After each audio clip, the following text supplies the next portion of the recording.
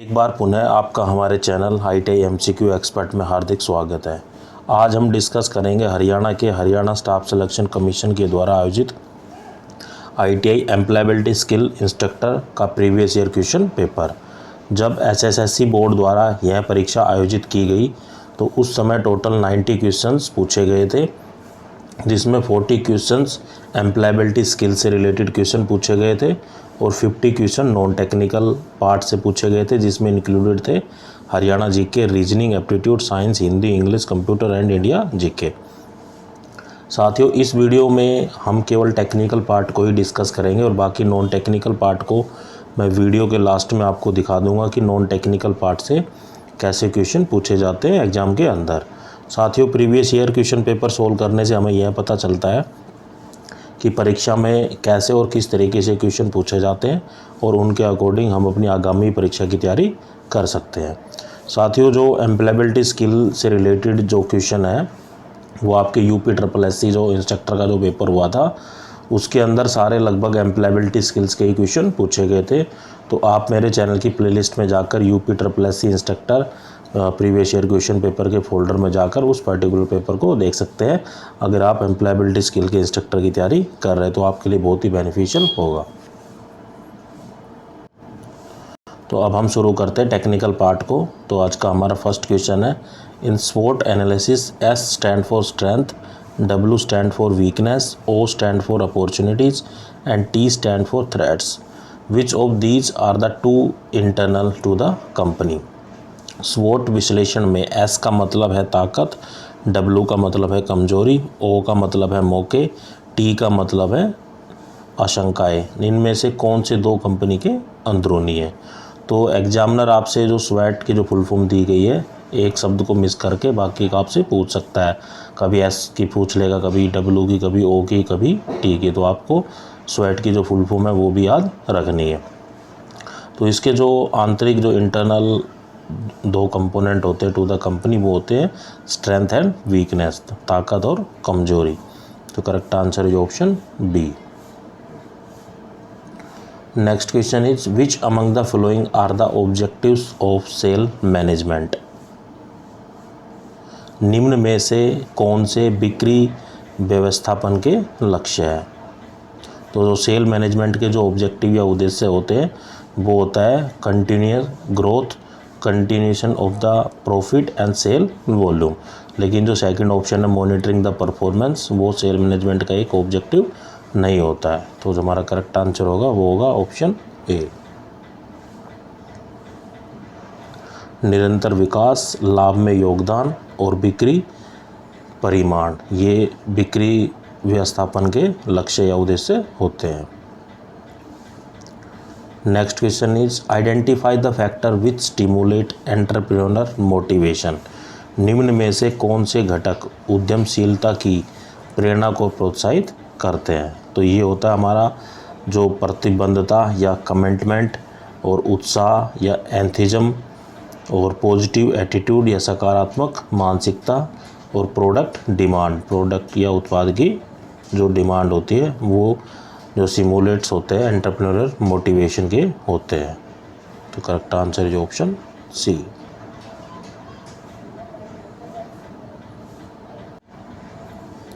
Next question is, which among the following is not the characteristics of entrepreneurship. निम्न में से कौन सी उद्यमिता की विशेषता नहीं है। तो जो उद्यमिता या एंटरप्रेन्योरशिप की जो विशेषता है वो है उद्यमी नए व्यापार पर उन पर ध्यान केंद्रित करना, चालू संचयन की व्यवस्था करना, यह उद्यमिता का मुख्य लक्ष्य होता है और लाभ पाने के लिए वित्तीय जोखिम उठाकर उद्यम निर्माण की एक प्रक्रिया है। लेकिन यह पूछा गया है कि जो एंटरप्रेन्योरशिप की जो कौन सी कैरेक्टरिस्टिक्स नहीं है वो है उद्यमी को पुरस्कार के रूप में लाभ मिलना। The entrepreneur will get profit as a reward. तो correct answer is option D. Next question is, which among the following is the correct definition of GDP। GDP stand for gross domestic product.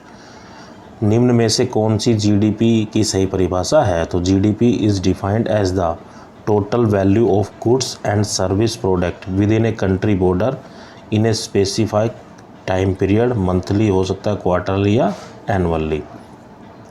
जो GDP की जो परिभाषा होती है, यह एक विशेष समय काल में मासिक, तिमाही और वार्षिक तौर पर देश की सीमा के भीतर माल और उत्पादित सेवा का कुल मूल्य होता है। तो correct answer is option C. Next question is which financial incentive is offer on one time basis for high performance. उच्च प्रदर्शनी के लिए एक व्यक्त आधार पर कौन सा वित्तीय प्रोत्साहन दिया जाता है। जो हाई परफॉर्मेंस दी, अगर कोई बंदा ऐसा कंपनी में काम कर रहा है, अगर उसको एक टारगेट दिया जाता है, अगर वो टारगेट से ज़्यादा अगर काम करता है तो उसके लिए एक इंसेंटिव जो दिया जाता है वो बोनस के रूप में दिया जाता है। तो बोनस या अधिलाभ उसको दिया जाता है उसकी परफॉर्मेंस को देखते हुए। तो correct answer is option D. Next question is in Japan the which two allowances are compared in wages. Japan में वेतन के कौन से दो भत्ते शामिल होते हैं। तो जापान में जो बंदों को जो सैलरी दी जाती है, वेजेस दी जाती है, उसके अंदर जो rent allowance and cost of the living allowance, जीवन निर्वाह लागत और जो किराया भत्ता है वो दिया जाता है। तो correct answer is option B. Next question is which among the following documents is not required for KYC या नो योर कस्टमर या know your client in the application form. निम्न में से कौन सा दस्तावेज आपके मोविकन को जानने या KYC आवेदन के लिए आवश्यक नहीं होता है। तो जैसा कि हम KYC करवाने जाते हैं बैंक के अंदर या किसी और संस्थान के अंदर, तो उसके जो अंदर क्या है कि हमें ID प्रूफ की ज़रूरत पड़ती है। ID प्रूफ, एड्रेस प्रूफ बहुत चाहिए, एक आइडेंटिटी प्रूफ या पासपोर्ट साइज़ फ़ोटोग्राफ, लेकिन जो मार्कशीट है उसकी हमें आवश्यकता नहीं होती है। तो correct answer is option C. Next question is which among the following is the correct formula to calculate the DA या dearness allowance for the central public sector employees after 1 January 2007। तो जो DA जो हमारा लगता है, जो salary मिलती है उसके ऊपर, तो उसको जो कैलकुलेट करने का एक फार्मूला होता है, तो फार्मूला होता है dearness allowance percentage is equal to average of AICP है Australian institute for the certification of the inspection personal.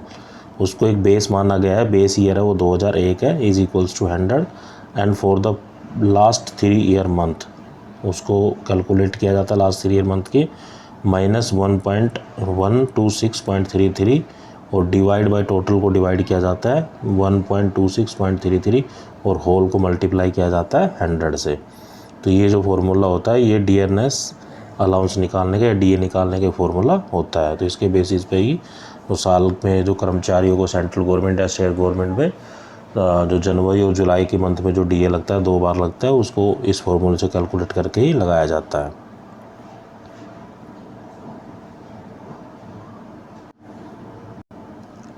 Next question is generally warning signs are denoted by. सामान्यतः जो चेतावनी संकेत है द्वारा चिन्हित किए जाते हैं। तो जो वार्निंग साइन होते हैं वो एक ट्रायंगुलर शेप में, एक yellow triangular with the black border, तो एक ट्रायंगल की शेप में होगा, उसके अंदर येलो कलर भरा होगा, लेकिन जो ट्रायंगल बनी हुई है, जो उसकी बॉर्डर बना हुआ है, वो किससे बना होगा, ब्लैक कलर से बना होगा। तो correct answer is option A. Next question is which warning sign shown below represent the radioactive material. निम्न में से कौन सा चेतावनी चिन्ह रेडियो एक्टिव सामग्री का प्रतिनिधित्व करता है। तो जो 4 ऑप्शन दिए गए हैं इसमें जो रेडियो एक्टिव मटेरियल को जो रिप्रेजेंट कर रहा है वार्निंग साइन, वो है ऑप्शन बी। तो correct answer is option B.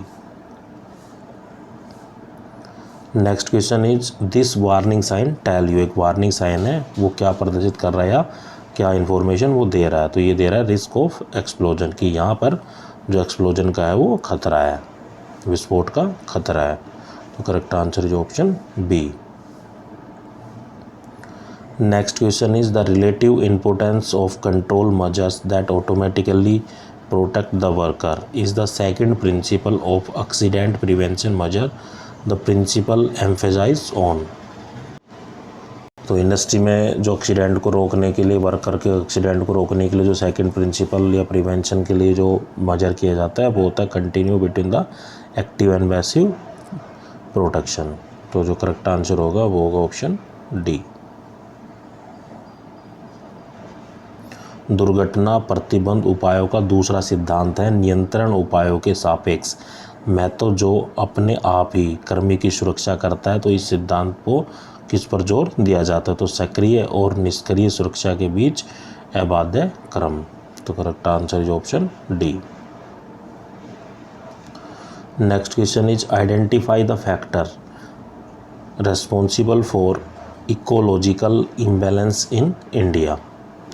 जो भारत के इकोलॉजिकल या पारिस्थितिक असंतुलन के लिए जिम्मेदार घटक निम्न में से कौन से हैं? तो ये जो घटक, जो फैक्टर रेस्पॉन्सिबल है for the ecological imbalance in India, first है degradation of the land and soil erosion, deforestation and fault utilisation of the water resources and industrial and atmospheric pollution. तो ये सब सारे जो फैक्टर हैं वो रेस्पॉन्सिबल होते हैं। तो correct answer is option C. Degradation of land and soil erosion, वनों की कटाई, पानी स्रोतों का दोषपूर्ण उपयोग, औद्योगिक वायुमंडलीय प्रदूषण। तो ये है correct answer. Next question is which among the following is not a gaseous waste. तो जो चार ऑप्शन दिए गए हैं उसमें से कौन सा वायु का अपशिष्ट नहीं है? तो जो अपशिष्ट नहीं है, जैसे अपशिष्ट होते हैं जो कार्बन डाइऑक्साइड है, CFC chlorofluorocarbon and sulphur oxide of sulphur. तो ये सारे क्या है कि जो गैसेस है वेस्ट है। जो आर्गन जो गैस है ये तो एक नोडल इनर्ट गैस है जो कि असक्रिय होती है, किसी के साथ कोई रिएक्शन नहीं करती है। तो करेक्ट आंसर है option C, argon gas.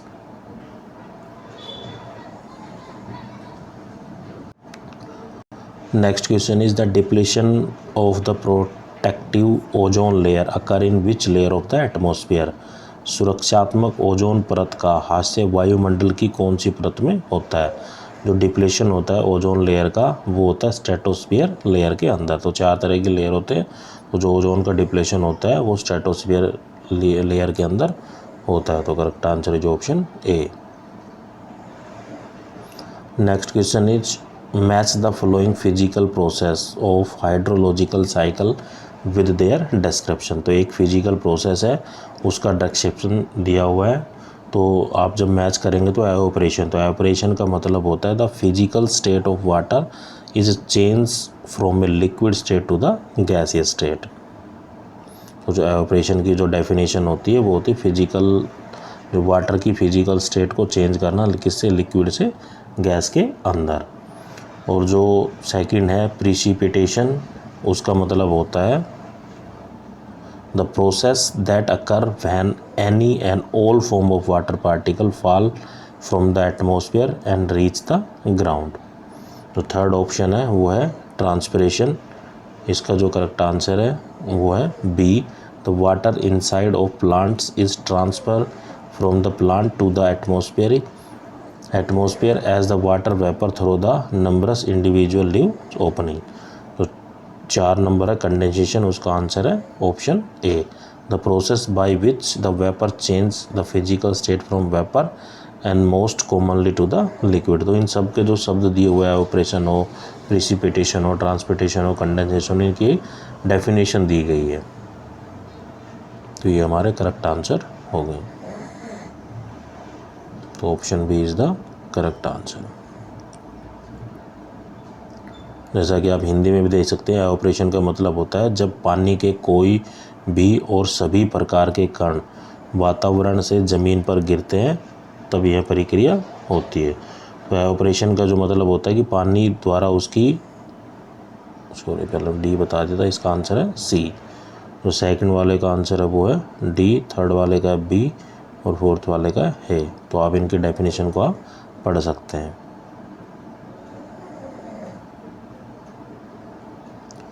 Next question is under section 51 of the factory amendment act 1987 no adult worker shall be allowed to work in a factory for more than hours in a week. जो factory का एक act है 1987 की धारा 51 के तहत कौन सी जो प्रौढ़ कार्मिकों फैक्ट्री में कितने घंटे से ज़्यादा अधिक काम की अनुमति नहीं होती। तो एक वर्कर से हम एक हफ्ते के अंदर within the week 48 hours ही काम करा सकते हैं। अगर इससे ज़्यादा काम करा रहे तो वो एक इलीगल वर्क है, इसलिए सप्ताह में एक छुट्टी वर्कर को दी जाती है। तो करेक्ट आंसर है option A 48 hours. Next question is which amongst the following condition must be fulfilled by an employee to avail the sickness benefit under the Employee State Insurance Act। जो ESI का जो act होता है उसको अगर कोई व्यक्ति बीमार हो जाता है तो ESI का बेनिफिट वह कब उठा सकता है। तो वह उठा सकता है अगर 6 महीने के अंदर उस कर्मी ने अगर 78 घंटे काम किया हो कंपनी के अंदर, तो वो जो ESIC होता है, जो एम्प्लॉय स्टेट इंश्योरेंस कॉरपोरेशन होती है, उसको उस की जो पर्टिकुलर डिस्पेंसरी है उसमें जाकर मैं दिखा सकता है अगर वह वर्कर बीमार हो या किसी बीमारी से ग्रस्त हो। तो लास्ट 6 मंथ के अंदर उसने 74 आवर कंपनी के अंदर काम किया हो या किसी संस्थान के अंदर काम किया हो। Next question is Kishan meet with an accident while working in an instrumentation factory, both of his legs were permanently disabled. What is the compensation payable to him under the Workman Compensation Act 1923? Instrumentation factory में काम करते समय किशन जो दुर्घटना से ग्रस्त हो जाता है और उसके दोनों पाँव स्थायी रूप से असक्षम होते हैं। तो वर्कशॉप कंपनसेशन या वर्कमैन कंपनसेशन एक्ट के जो एक्ट है 1923 का, तो उसके तहत तो उसको कितना मुआवजा मिलेगा। तो उसको जो मुआवजा दिया जाएगा वो 90,000 से लेकर 5,48,00,000 रुपए तक उसको मुआवजा दिया जाता है वर्कमैन कंपनसेशन एक्ट 1923 के तहत। Correct answer is option B. Next question is there are more than 1800 employees in a railway factory in the month of November, the wages were paid on the 1st November, the wage of the month December should be paid. अगर एक railway factory जिसके अंदर 1800 employ से ज़्यादा काम कर रहे हैं, अगर उनकी जो मंथ की जो नवंबर की जो तनख्वाह है वो 1 नवंबर को दी जाती, तो अगली जो दिसंबर की जो तनख्वाह है वो किस तारीख को दी जाएगी। तो जो नवंबर की जो सैलरी महीने के एंड में आएगी 30 तारीख को आएगी, तो दिसंबर की जो सैलरी है वो महीने के एंड के अंदर दी जाएगी। एंड का मतलब विद इन 10 डे, जो लास्ट के जो 10 दिन है 1 से लेकर 10 तारीख तक उसकी जो सैलरी है वो पेड की जाएगी before the expiry of the 10th day after the last day of the minimum wage. मान लो हमने 1 अगस्त को किसी कंपनी में ज्वाइन किया, तो जो हमारी सैलरी आएगी वो 1 सितंबर से लेकर 10 सितंबर के बीच आएगी। तो ये सिंपल से इसका एग्जाम्पल है। तो correct answer is option D.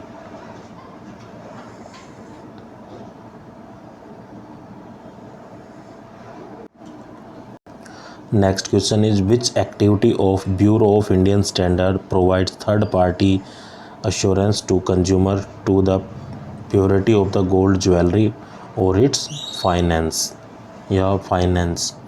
जो bureau of Indian standard BIS की कौन सी गतिविधि ग्राहकों को सोने के गहने की शुद्धता या उसके खरेपन की तृतीय पक्ष आश्वासन प्रदान करती है। तो जैसा कि आपने देखा होगा कि ज्वेलरी, अच्छी ज्वेलरी है वो उसे माना जाता है जो हॉल मार्क की जो ज्वेलरी दी जाती है, उसके अंदर जो गोल्ड की जो प्योरिटी होती है, वो शुद्धता होती है, बहुत ही स्टीक और सही होती है।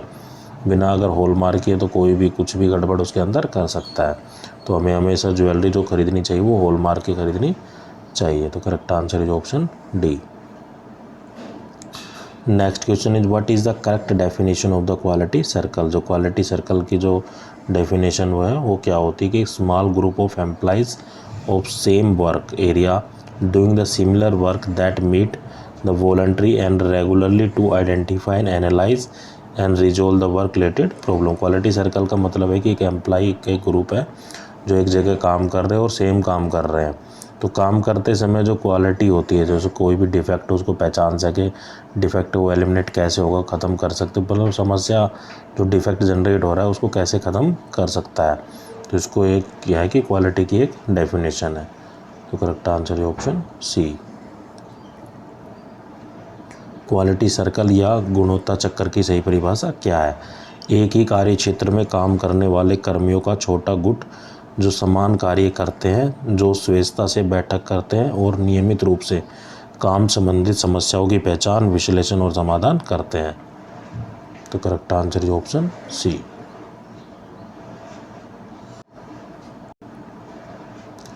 Next question is ISO international standard organization 9000 is a family of internationally accepted standards that are used to measure the quality management system QMS followed by the organization. Which among the following give the guideline for the performance of the improvement?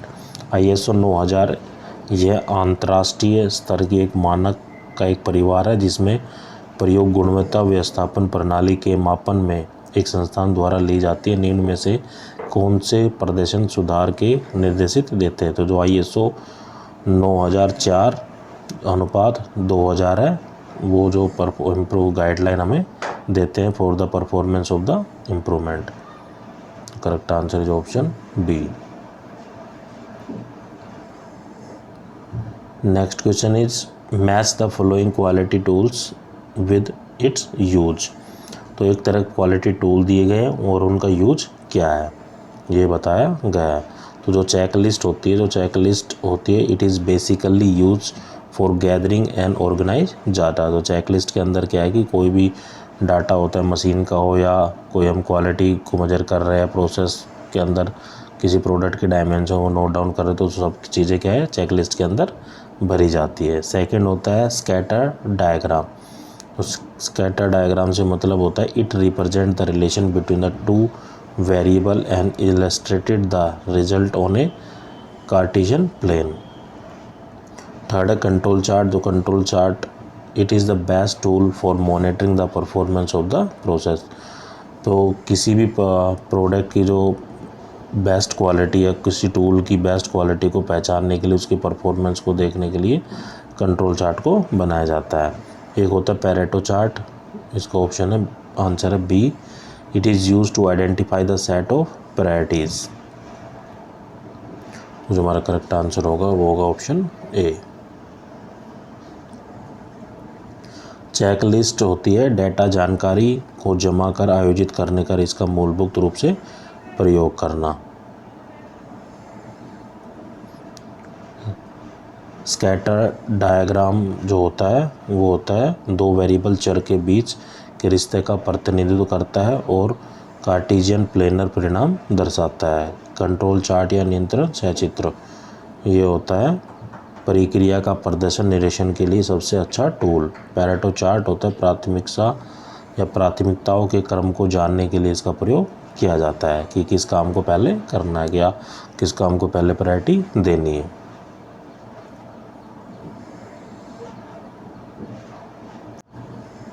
Next question is which among the following government scheme is suitable for the economically weaker section of the society who do not even have a bank account. जो EWS category के हैं या ये कुछ बहुत ही कमज़ोर है economically पैसे उनके पास नहीं है एक सोसाइटी के अंदर रहते लेकिन तो किस तरह का बैंक अकाउंट खुलवा सकते हैं। तो जीरो बैलेंस जो अकाउंट खुलते हैं जो प्रधानमंत्री जन धन योजना के तहत जो जीरो बैलेंस पर जो अकाउंट खोले गए थे समाज के जो आर्थिक रूप से कमज़ोर वर्ग हैं उन लोगों के लिए खोले गए थे। तो करेक्ट आंसर जो ऑप्शन डी। नेक्स्ट क्वेश्चन है प्रधानमंत्री जीवन ज्योति बीमा योजना is life insurance scheme back by the government of India it is suitable for. प्रधानमंत्री जीवन ज्योति बीमा योजना यह एक जीवन बीमा योजना है जिसका समर्थन भारत सरकार करती है। यह किसके लिए उपयुक्त है? तो an individual who is the sole earning a member of the family and have independent under him और हर। ऐसे व्यक्ति के लिए जो परिवार का इकलौता कमाने वाला सदस्य है और परिवार उस पर ही निर्भर है। अगर उसको कोई उसकी मौत हो जाती है आकस्मिक मृत्यु हो जाती है या कोई एक्सीडेंट हो जाता है तो इस बीमे के तहत कि उसको कुछ राशि दी जाती है लगभग 2 लाख के अराउंड उसको राशि दी जाती है बैंक के द्वारा या गवर्नमेंट ऑफ इंडिया के द्वारा। Next question is according to the 50/20/30 rule your after tax income should be spend as 50% need, 30% on want and 20% on. तो जो एक रूल है 50-20 और 30 का, जो 50% है वो हमारी आवश्यकताओं पर ख़त्म हो जाता है, 30% हमारी जो चाहत होती है उस पर, और 20% हमें सेविंग करनी चाहिए। तो करेक्ट आंसर है जो ऑप्शन ए। तो यह रूल ये कहता है।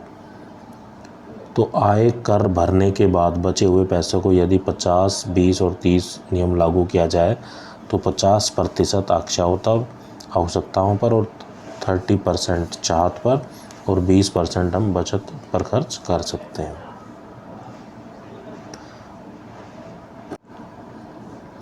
Next question is there are the 8 factor which affect the productivity of the organization, the time is one of them, the time is significant because of which among the following reason.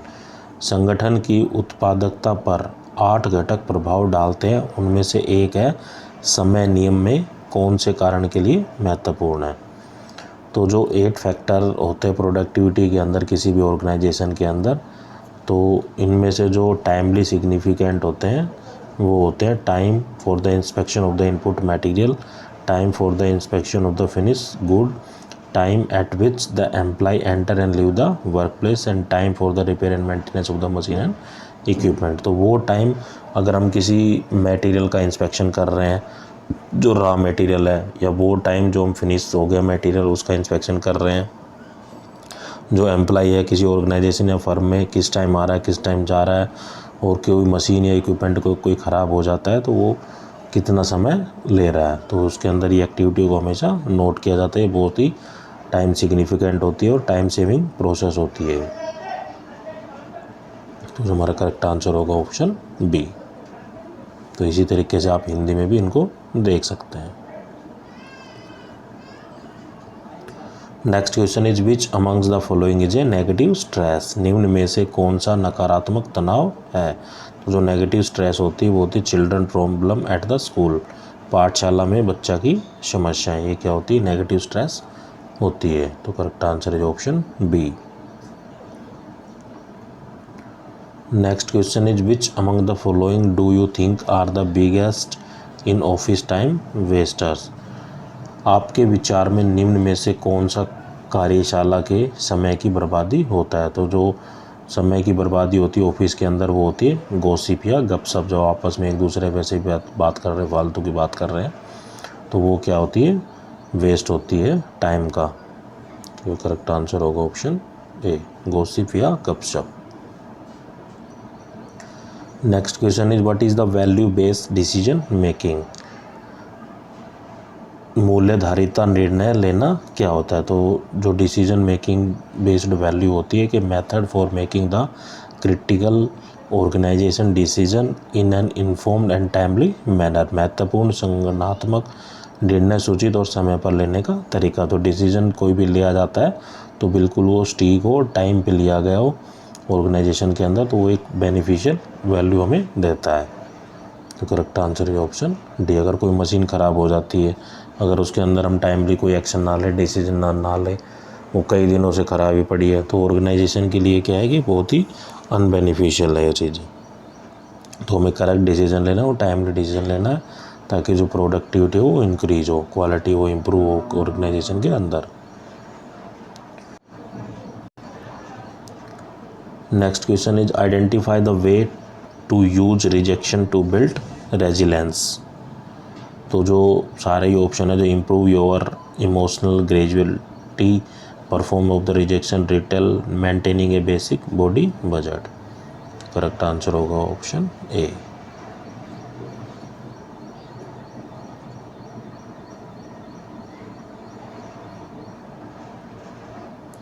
Next question है kaizen is a very significant concept with the quality management, what does it means. तो kaizen एक Japanese word है, उसका मतलब होता है continuous improvement या निरंतर सुधार। तो किसी चीज़ के अंदर हम क्या है सुधार कैसे करते हैं कि टाइम की सेविंग हो, प्रोडक्टिविटी इंक्रीज हो, क्वालिटी इंप्रूव हो, तो ये सब जो पार्ट्स होते हैं ये काइजन के होते हैं। तो कंटिन्यूस इम्प्रूवमेंट एक काइजन का एक मतलब होता है। तो करेक्ट आंसर है ऑप्शन सी।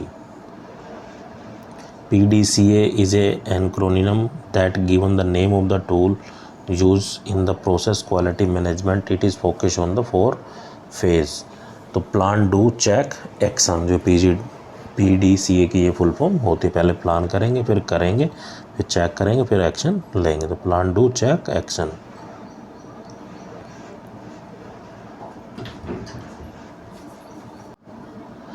PDCA संक्षिप्त रूप एक टूल का नाम है जिसे प्रक्रिया गुणवत्ता प्रबंधन में प्रयोग किया जाता है और इसके 4 चरणोत्तर पर ध्यान केंद्रित करता है। तो ये योजना, करे, जांच, कार्य, PGDCA।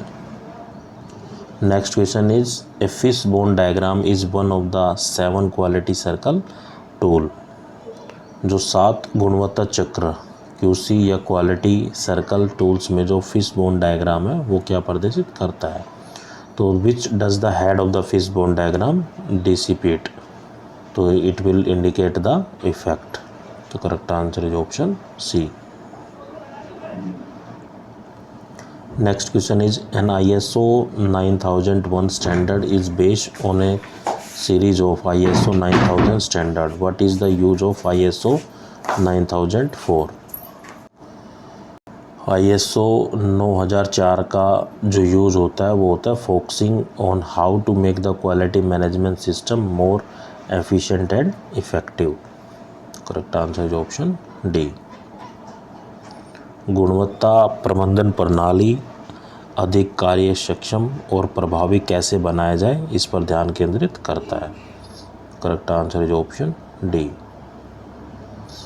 Which among the following is not A job portal. निम्न में से कौन सा नौकरी का पोर्टल नहीं है। तो जब हम ITI डिप्लोमा या BTech करने के बाद जो नौकरी को सर्च करते हैं तो हम अपना रिज्यूम बनाकर किस पर अपलोड करते हैं, naukri.com, honest.com, indeed.com। लेकिन जो अमेजन है वो एक ई-कॉमर्स कंपनी है, एक जॉब पोर्टल नहीं है। तो ये हमारा करेक्ट आंसर होगा option C, amazon.com। Which among the following is not true for the career. निम्न में से कौन सा व्यवसाय के लिए सही नहीं है। तो इट इज़ ए टेक और duty performed by a person for getting a salary और द वेजेस। वेतन या मेहनताना पाने के लिए एक व्यक्ति को यह काम या कर्तव्य पूरा करना है। यह कैरियर का एक कथन सत्य नहीं है। तो जो कथन सत्य वो होते हैं व्यवसाय में अपना समय अपने सपनों को पूर्ति करने के लिए निवेश होता है। यह एक व्यक्ति की दीर्घकालीन लक्ष्य होता है। यह एक विशेष क्षेत्र की विशेषता की आवश्यकता होती है। Next question is which among the following is not true for the upskilling. Upskilling के लिए कौन सा कथन सत्य नहीं है। तो it is a short term effect undertaken by the specific group. Correct answer is option B। यह विशिष्ट गुट के लिए किया जाने वाला अल्पकालीन प्रयास है। तो साथियों ये 40 क्वेश्चन टेक्निकल के थे। अब नॉन टेक्निकल पार्ट में आपको दिखा देता हूँ। जो येलो कलर से जो इंडिकेट किए हुए हैं वो उनके आंसर हैं। तो आप देख सकते हैं जो नॉन टेक्निकल पार्ट है शुरू में इसमें हिंदी के क्वेश्चन दिए गए हैं।